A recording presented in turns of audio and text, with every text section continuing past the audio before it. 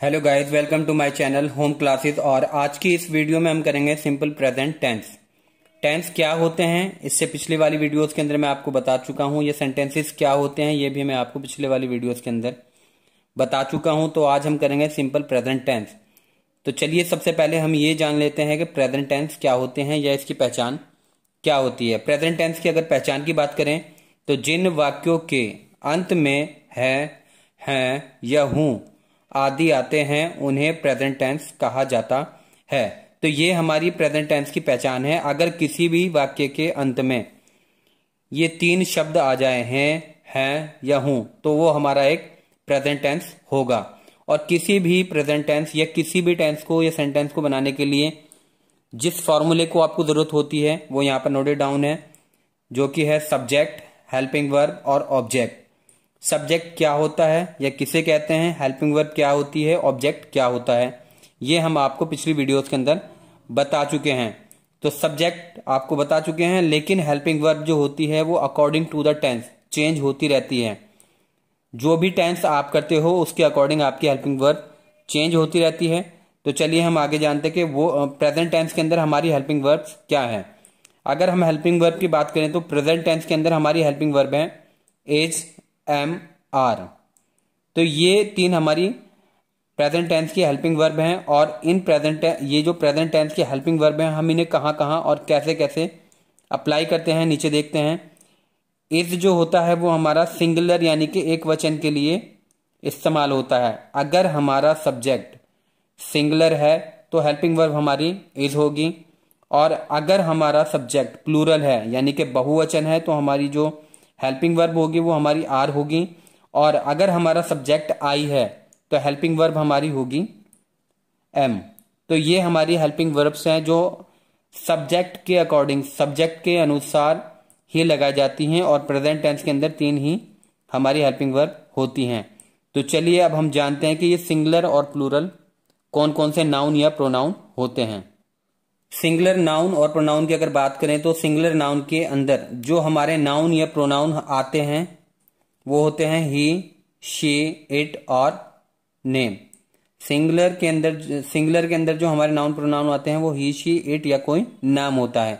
और अगर हम प्लूरल की बात करें तो प्लूरल के अंदर जो हमारे नाउन या प्रोनाउन होते हैं वो होते हैं यू, वी, दे। ये तो हमारे तीनों प्रोनाउन हुए, लेकिन जो नाउन होते हैं वो एक से अधिक होंगे। जैसे किताबें, पेंसिलें, कारें, तो ये क्या है, एक से अधिक हमारे नाउन है। तो ये हमारे, अगर ये सब्जेक्ट की जगह पर हम यूज करते हैं तो हेल्पिंग वर्ब हमारी जो हो जाएगी वो आर हो जाएगी, अगर ये बहुवचन है यानी कि प्लूरल है। और अगर सिंगुलर है तो हमारी हेल्पिंग वर्ब हो जाएगी इज। तो चलिए कुछ एग्जाम्पल्स हम करके देखते हैं ताकि हमें सब्जेक्ट, हेल्पिंग वर्ब और ऑब्जेक्ट की पहचान हो सके। तो यहाँ पर कुछ एग्जाम्पल्स गिवन हैं, जैसे कि तुम बुद्धिमान हो, मैं एक विद्यार्थी हूँ, वे बहुत मोटे हैं, हरी अमीर है, शीला निर्धन है, पिताजी सासी हैं। तो ये हमारे 6 एग्जाम्पल्स उदाहरण यहाँ पर दे रखे हैं। तो इन्हें हम बनाने की कोशिश करते हैं और समझते हैं। सबसे पहला है हमारा तुम बुद्धिमान हो। तो तुम बुद्धिमान हो के अंदर सबसे पहले जो हमें लिखना है वो है सब्जेक्ट, क्योंकि फॉर्मूले के अंदर सबसे पहले हमारा सब्जेक्ट है, फिर हेल्पिंग वर्ब है और फिर हमारा ऑब्जेक्ट है। और किसी भी वाक्य या किसी भी सेंटेंस को बनाने के लिए हमें फॉर्मूले के अकॉर्डिंग ही चलना होगा। तो सबसे पहले हम सब्जेक्ट को फाइंड आउट करते हैं, ढूंढते हैं। तो तुम बुद्धिमान हो के अंदर मैंने ये बताया था, अगर आपको किसी भी सब्जेक्ट को ढूंढना हो तो वाक्य के अंदर ये देखेंगे कि वाक्य के अंदर बात आप किसकी कर रहे हो। वाक्य के अंदर आप जिसकी भी बात करते हो वही आपका सब्जेक्ट होता है।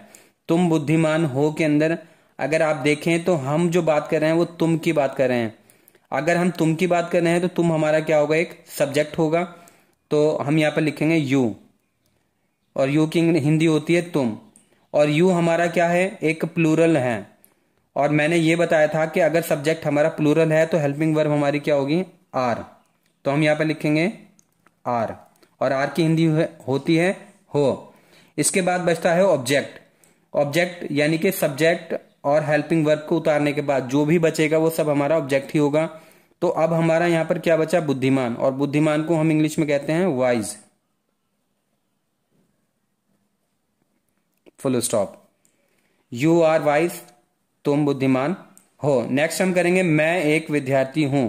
मैं एक विद्यार्थी के अंदर जिसकी हम बात कर रहे हैं वो है मैं, यानी कि आई। तो हम यहां पर लिखेंगे आई। आई के साथ जो हेल्पिंग वर्ब आएगी वो है एम। आई के साथ हमेशा एम ही आता है। I am. सब्जेक्ट और हेल्पिंग वर्ब को उतारने के बाद जो भी बचेगा वो सब हमारा ऑब्जेक्ट होगा। तो मैं और हूं की इंग्लिश तो हमने उतार ली है, लेकिन अब क्या बचा है, एक विद्यार्थी। तो हम यहां पर लिखेंगे ए मीन्स एक, विद्यार्थी मीन्स होता है student, STUDENT student. I am a student. Next है हमारा वे बहुत मोटे हैं। वे बहुत मोटे हैं, यानी इस वाक्य के अंदर हम किसकी बात कर रहे हैं, वे की। तो वे हमारा क्या होगा, सब्जेक्ट, और वे की इंग्लिश होती है दे। और दे जो है वो हमारा एक प्लूरल सब्जेक्ट है, और प्लूरल के साथ हमारा आता है आर, यानी कि हेल्पिंग वर्ब हमारी यहां पर आएगी आर। दे आर सब्जेक्ट और हेल्पिंग वर्ब, यानी इसको और इसको उतारने के बाद जो भी बचा वो हमारा क्या है, ऑब्जेक्ट। बहुत मोटे, बहुत की इंग्लिश होती है वेरी, मोटे की इंग्लिश होती है fat. They are very fat. Next है हमारा हरी अमीर है। हरी अमीर है के अंदर अगर हम देखें तो हम हरी की बात कर रहे हैं, और जिसकी भी बात हम कर रहे हैं वो हमारा क्या होगा, सब्जेक्ट। तो हम यहां पर लिखेंगे हरी। हरी एक सिंगुलर सब्जेक्ट है, तो हेल्पिंग वर्ब क्या आएगी, इज। Hari is. ऑब्जेक्ट क्या है हमारा, अमीर, क्योंकि सब्जेक्ट हो चुका है, हेल्पिंग वर्ब हो चुका है। हेल्पिंग वर्ब ऑब्जेक्ट क्या बचा, अमीर। अमीर की इंग्लिश होती है रिच। नेक्स्ट सेंटेंस है हमारा शीला निर्धन है। शीला निर्धन है के अंदर हम बात किसकी कर रहे हैं, शीला की। तो शीला हमारा सब्जेक्ट होगा, तो हम लिखेंगे शीला। शीला एक सिंगुलर सब्जेक्ट है, तो हेल्पिंग वर्ब क्या होगी, इज। शीला इज। ऑब्जेक्ट हमारा क्या है, निर्धन, तो यहां पर आ जाएगा निर्धन की इंग्लिश होती है पुअर। नेक्स्ट है हमारा पिताजी साहसी हैं। तो हम यहां पर किसकी बात कर रहे हैं, पिताजी। पिताजी हमारा क्या हुआ, सब्जेक्ट, तो हम यहां पर लिखेंगे फादर। और फादर एक सिंगुलर नाउन है, सिंगुलर सब्जेक्ट है, तो हम यहां पर इसकी हेल्पिंग वर्ब लिखेंगे इज। सब्जेक्ट और हेल्पिंग वर्ब हो चुकी है, अब क्या बचा हमारा, ऑब्जेक्ट, यानी कि साहसी। और साहसी की इंग्लिश होती है करेजियस, COURAGEOUS। तो ये हमारे एग्जाम्पल्स हैं जिसके अंदर हमने ये जाना कि सब्जेक्ट, ऑब्जेक्ट और हेल्पिंग वर्ब क्या होते हैं और उन्हें कहां कहां रखा जाता है और कैसे कैसे रखा जाता है। तो चलिए हम अपनी एक्सरसाइज की ओर चलते हैं। एक्सरसाइज 3। एक्सरसाइज 3 के अंदर हम देखेंगे जो पहला सेंटेंस है, वाक्य हमारा वो है राकेश का भाई चतुर है। तो अब इसके अंदर हमें सब्जेक्ट ढूंढना है, और हमने ये कहा था कि वाक्य के अंदर आप जिसकी भी बात करते हैं वही आपका सब्जेक्ट होता है। तो राकेश का भाई चतुर है, तो हम किसकी बात कर रहे हैं, भाई की, क्योंकि जो चतुर है वो भाई है। किसका भाई है, राकेश का। तो इसका मतलब सब्जेक्ट हमारा भाई है, लेकिन हम भाई की जो बात कर पा रहे हैं वो किसकी वजह से कर पा रहे हैं, राकेश की वजह से। तो जिसकी वजह से भी आप सब्जेक्ट की बात करते हो, या जिसकी भी वजह से सब्जेक्ट पहचाना जाता है, वो भी हमारा सब्जेक्ट कहलाता है। यानी कि राकेश की वजह से भाई पहचाना जा रहा है, तो राकेश भी हमारा क्या होगा, सब्जेक्ट। तो राकेश सब्जेक्ट, भाई भी सब्जेक्ट, लेकिन बीच में हमारा है का। और का की इंग्लिश जो होती है वो होती है ऑफ, लेकिन यहां पर इसकी इंग्लिश ऑफ नहीं होगी, क्योंकि यहां पर जो का है वो एक संबंध सूचक का काम कर रहा है, जिसकी इंग्लिश होती है एपोस्ट्रोफ एस। तो हम यहां पर लिखेंगे राकेश। काकी के की इंग्लिश आएगी एपोस्ट्रोफ एस, राकेश। अब आ जाएगा हमारा ब्रदर, राकेश ब्रदर, क्योंकि ब्रदर एक सिंगुलर है तो इसके लिए हेल्पिंग वर्ब क्या आएगी, इज। राकेश ब्रदर इज चतुर है, चतुर के लिए इंग्लिश आएगी क्लेवर, CLEVER, क्लेवर। तो Rakesh brother is clever. Next है हमारा मैं एक अवकाश प्राप्त अध्यापक हूं। तो यहां पर सब्जेक्ट क्या है हमारा, मैं, क्योंकि मैं की बात कर रहे हैं तो मैं की इंग्लिश होती है आई, और आई के लिए एक पर्टिकुलर वर्ब होती है, वो होती है एम, आई एम। नेक्स्ट हमारा क्या बचा, ऑब्जेक्ट। आई की इंग्लिश मैंने उतार ली, हूं की यानी कि एम उतार ली। अब बचा क्या है, एक अवकाश प्राप्त अध्यापक है। तो एक अवकाश प्राप्त अध्यापक हमारा क्या हुआ, ऑब्जेक्ट। तो हम यहाँ पर लिखेंगे आई एम अ, अवकाश प्राप्त की जो इंग्लिश होती है वो होती है retired, RETIRED, I am a, एक इंग्लिश रह चुकी तो हम यहाँ पे लिखेंगे a, I am a retired teacher. तो मैं एक अवकाश प्राप्त अध्यापक हूं, ये हमारा सब्जेक्ट हुआ, हेल्पिंग वर्ब, और ए रिटायर्ड टीचर ये हमारा हुआ ऑब्जेक्ट। नेक्स्ट चलते हैं हमारा सेठ बिरला बहुत ही अधिक धनी है। तो यहां पर जो सब्जेक्ट है वो हमारा है सेठ बिरला, क्योंकि हम सेठ बिरला की बात कर रहे हैं तो हम यहां पर लिखेंगे सेठ बिरला। तो सब्जेक्ट हो चुका है और सब्जेक्ट हमारा क्या है, सिंगुलर। तो हेल्पिंग वर्ब क्या होगी हमारी, इज, सेठ बिरला इज। ऑब्जेक्ट क्या है हमारा, बहुत ही अधिक धनी। तो बहुत ही अधिक के लिए हम इस्तेमाल करेंगे वेरी, और धनी के लिए हम इस्तेमाल करेंगे रिच। सेठ बिरला इज वेरी रिच, सेठ बिरला बहुत ही अधिक धनी है। नेक्स्ट हम चलते हैं गांव का किसान निर्धन होता है। तो अब हम यहां पर सब्जेक्ट अगर देखें तो हमारा सब्जेक्ट है किसान, क्योंकि इस वाक्य के अंदर हम किसान की बात कर रहे हैं। लेकिन पिछले वाले सेंटेंस के अंदर मैंने आपको बताया था आप सब्जेक्ट की बात जिसके भी जरिए कर पा रहे हो वो भी हमारा सब्जेक्ट होता है। तो अगर किसान की हम बात कर रहे हैं तो किसके जरिए कर पा रहे हैं, गांव। तो गांव भी हमारा क्या होगा, सब्जेक्ट। तो हम यहां पर लिखेंगे विलेज। नेक्स्ट हमारा का, यानी कि एपोस्ट्रोफ एस, संबंध सूचक है ये, यहां पर लिखेंगे विलेज। नेक्स्ट आएगा हमारा फार्मर, विलेज फार्मर। और फार्मर क्या है हमारा, एक सिंगुलर सब्जेक्ट है, तो यहां पर हेल्पिंग वर्ब क्या आएगी, is, village farmer is. Object क्या हमारा, निर्धन, तो यहां पर लिखेंगे हम poor, village farmer is poor, गांव का किसान निर्धन होता है। नेक्स्ट है हमारा मेरा सबसे प्रिय पुत्र महेश बहुत मोटा है। तो इसके अंदर सब्जेक्ट क्या है, महेश, क्योंकि हम महेश की बात कर रहे हैं, लेकिन महेश की बात हम मेरे जरिए कर पा रहे हैं। तो हमारा सब्जेक्ट क्या होगा, मेरा सबसे प्रिय पुत्र महेश। तो ये सारा हमारा क्या होगा, सब्जेक्ट। तो हम यहां पर लिखेंगे my son, sorry my dearest, यानी कि सबसे प्रिय, माय डियरेस्ट सन महेश। क्योंकि महेश एक वचन है, सिंगुलर सब्जेक्ट है, तो हम यहां पर हेल्पिंग वर्ब लगाएंगे इज। ऑब्जेक्ट क्या हमारा, बहुत मोटा, तो हम यहां पर बहुत मोटा की इंग्लिश लगाएंगे। बहुत का मीनिंग होता है इंग्लिश में वेरी, और मोटे को हम कहते हैं fat. My dearest son Mahesh is very fat. Next चलते हैं हम, महेश का सबसे छोटा भाई परिवार में सबसे अधिक लंबा है। तो इसके अंदर जो हमारा सब्जेक्ट होगा, महेश का सबसे छोटा भाई, तो यहां तक हमारा सब्जेक्ट होगा भाई तक, तो हम इसे लिखेंगे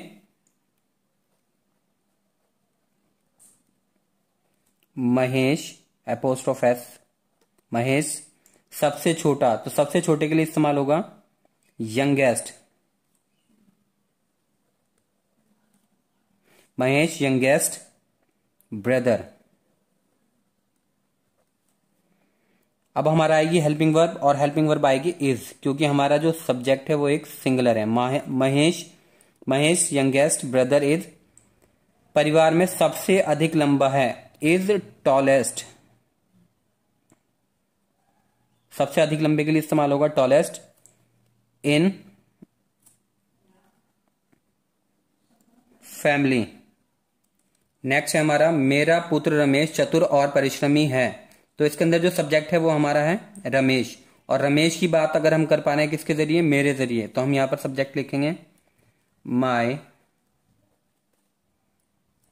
सन रमेश, माय सन रमेश। तो ये हमारा सब्जेक्ट हो गया, और रमेश क्या है, एक सिंगुलर है, तो यहां पर हम हेल्पिंग वर्ब लिखेंगे is. My son Ramesh is क्या है, चतुर और परिश्रमी है, यानी कि ऑब्जेक्ट है, तो is clever, CLEVER, clever means होता है चतुर, एंड यानी कि और, परिश्रमी को हम इंग्लिश में कहते हैं diligent, DILIGENT। My son Ramesh is clever and diligent. Next हमारा ईश्वर सर्वशक्तिमान सर्वव्यापी और दयावान है। तो हमारा सब्जेक्ट यहाँ पर है गॉड यानी कि ईश्वर, क्योंकि हम ईश्वर की बात कर रहे हैं तो गॉड,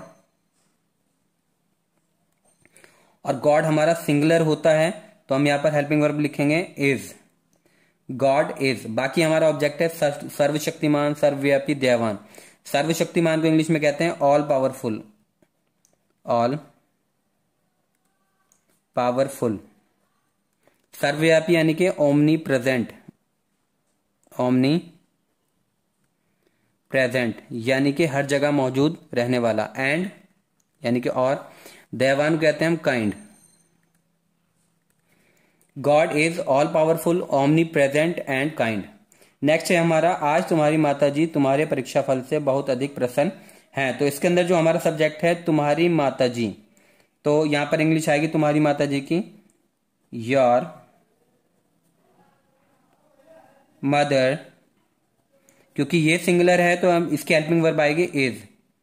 योर मदर इज क्या है, बहुत अधिक प्रसन्न है तुम्हारे परीक्षा फल से है। तो योर मदर इज बहुत प्रसन्न है, बहुत अधिक, तो very happy. Your mother is very happy किससे, आपके परीक्षा फल से, टू योर रिजल्ट टुडे। चाहे टुडे की इंग्लिश आप शुरू में लिखें चाहे लास्ट में लिखें, कोई फर्क नहीं पड़ता। नेक्स्ट है हमारा कुंबले भारत का सर्वश्रेष्ठ गेंदबाज है। तो यहां पर सब्जेक्ट जो है वो हमारा है कुंबले, क्योंकि कुंबले की बात हम कर रहे हैं तो यहां पर लिखेंगे हम कुंबले। और कुंबले हमारा क्या है, एक सिंगुलर सब्जेक्ट है तो हेल्पिंग वर्ब क्या होगी इज। कुंबले इज भारत का सर्वश्रेष्ठ गेंदबाज है, गेंदबाज है तो सर्वश्रेष्ठ के हम इस्तेमाल करेंगे best. Kumble is best bowler of India. Kumble subject हो चुका है, हेल्पिंग वर्ब इज हो गई। भारत का सर्वश्रेष्ठ गेंदबाज is best bowler of India. तो ये हमारा आज का सेशन था जिसके अंदर हमने प्रेजेंट टेंस बनाने सीखे, यानी कि simple present tense. I hope कि ये सेंटेंसेस आपको समझ में आए होंगी। आइडेंटिफिकेशन, फॉर्मूलाज और इनके जो हेल्पिंग वर्ब्स है सिंपल प्रेजेंट टेंस की, वो भी आपको समझ में आई होंगी। Thank you so much.